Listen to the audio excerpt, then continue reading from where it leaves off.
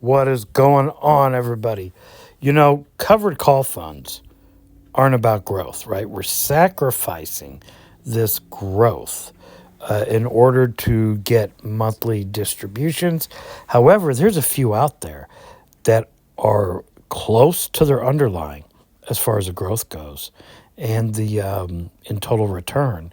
And there's one covered call fund of a single ticker that's actually beating its underlying. I found that pretty phenomenal. Like if you wanted to own some of these stocks, these covered call funds could be an option for you. Let's get into it. This is Mike, the tactical stock scalper. All right. So you see this with NVIDIA. This is typical. I could have brought up 100 different, well, not really 100, but probably 50 different examples. And they would look primarily like this, with the covered call fund lagging behind the underlying, not only in growth, as you can see through the chart right there, and total returns, they would also be below their underlying. They would lag behind it. But that's what we expect when we get a covered call fund.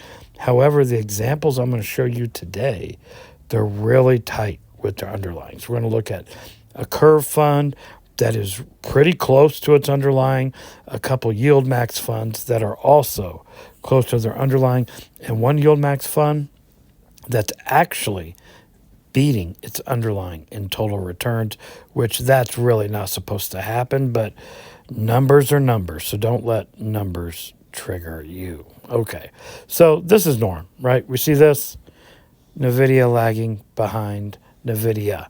Now let's go look at some that are really close to their underlying. And what's really cool about this is you don't have to sell your shares, right, to realize the profits. Because that's what happens with the growth fund. As it goes up, no matter what growth fund it is, if you want monthly distributions or monthly revenue, you have to sell your shares. So let's start here with MSFO. Now it pays a monthly distribution. Start here at the chart. You can see how close they are, right? Now if we look here at total returns, if you reinvested all the dividends from Microsoft or MSFO, you're just lagging behind the underlying 1%. That's not bad at all. That's fantastic. And to get the 20% or 25%, whatever MSFO pays monthly, and you don't have to sell your shares, I love that, man. That's really incredible. But if we look down here, and if you kept all your money and not reinvested it, so go ahead and look down here at the bottom, you will see some separation. But you have to understand it's only 2 percentage points. Look at total returns there on the bottom. You're not having to sell your Microsoft shares to realize monthly revenue. You're getting it through MSFO.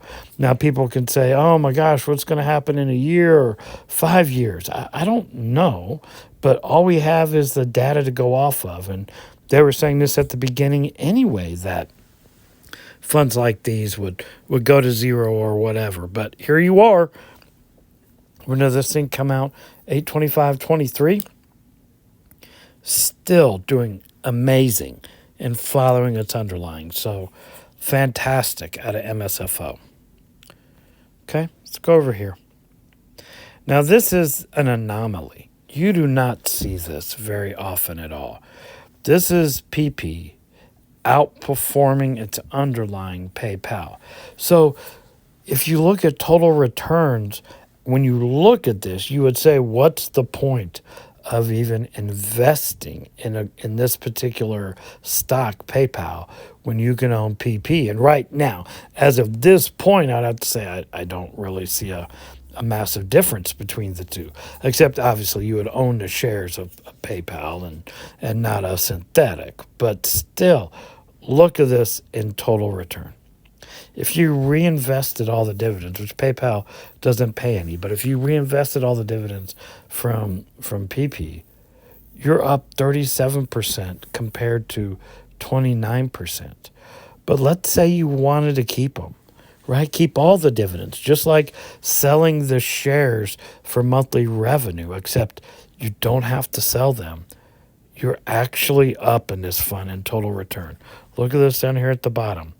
Total return, you're up 30%, and PayPal, you're up 29%, which both are fantastic as of right now with total return since this point in time where this comparison is listed from. But yeah, in PP, you don't have to sell your shares. You could keep all the dividends and you'd still be up 30%. And PayPal, you'd just be up 29%. You'd have to hold your shares. You wouldn't, if you sold them, you still wouldn't match PP at this point in time.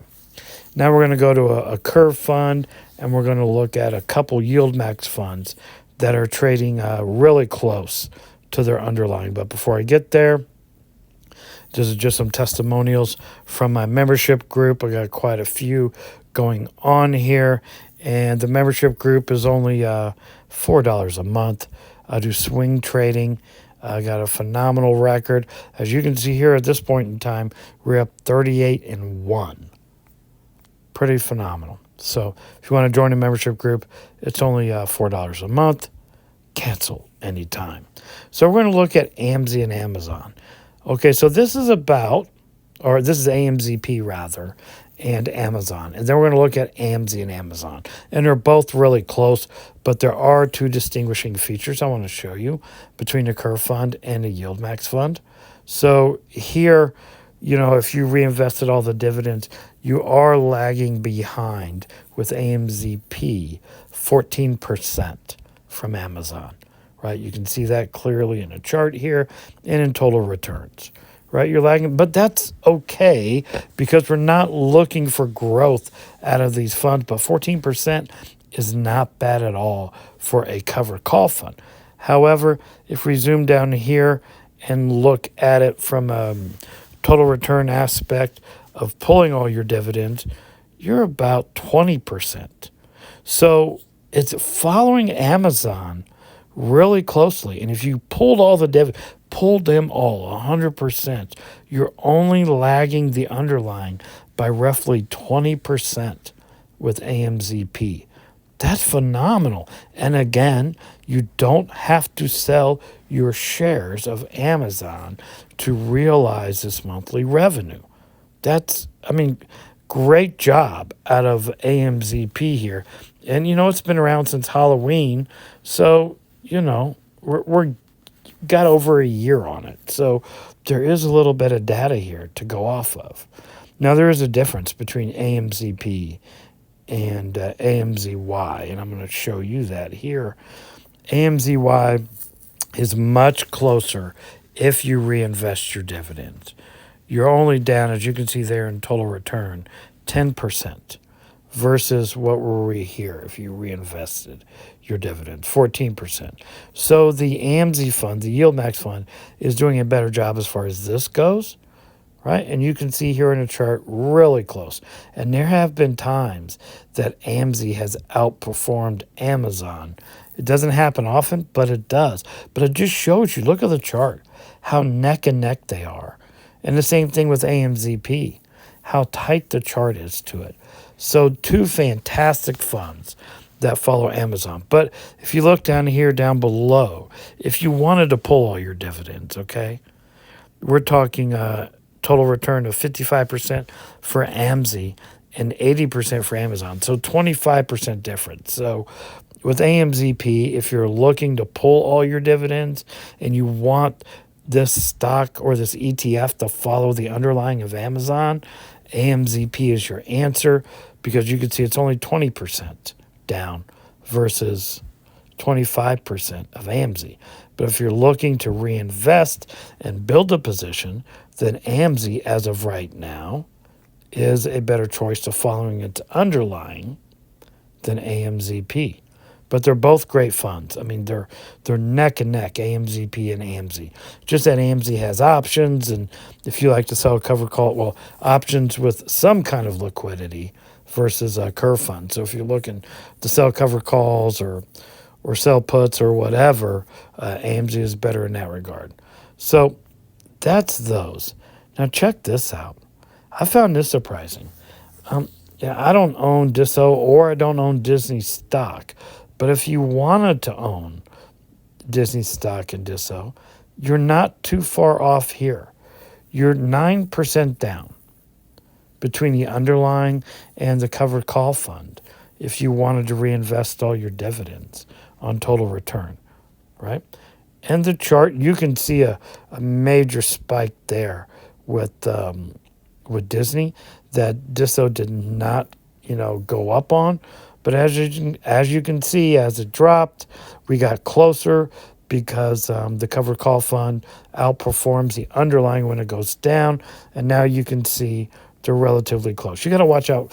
When the underlying has a big spike, it doesn't matter if it's what kind of covered call fund it is. You're going to miss out on it. I don't care if it's Curve, Yield Max, Round Hill, Defiance. Doesn't matter. They're all covered call funds. So you will, if that strike gets blown through, you're not going to catch that upside.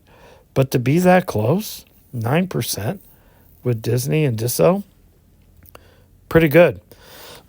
Excuse me. Now, if you check this out, okay, look down below. If you want to pull your dividends, you're only 12% off between Disso and Disney. So if you like Disney stock, but you want more dividends and some of the growth, Disso looks to be a good example here. Hope you enjoy the content. This is Mike, Tactical Stock Scalper, out.